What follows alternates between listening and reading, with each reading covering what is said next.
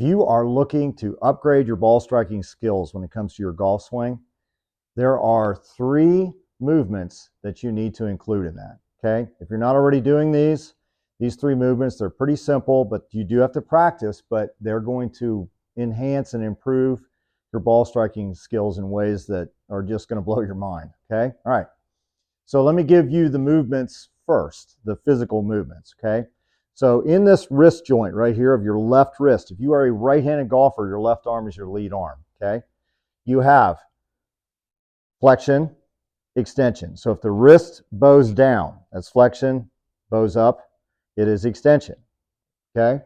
Secondly, your left wrist in this position right here, if it goes in this direction and this direction, that's known as hinging.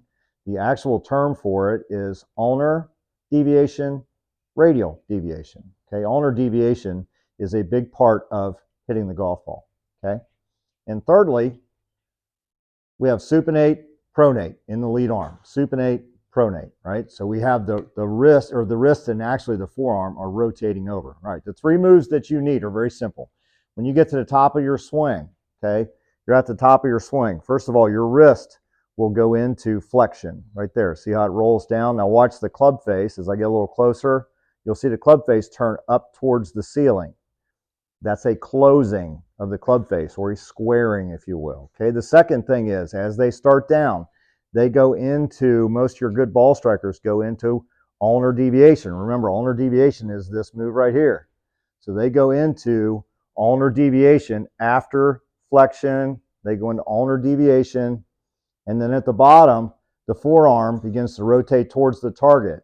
That's supination, okay? In other words, the left thumb, my left thumb of my lead hand and my lead arm are going to rotate away from me.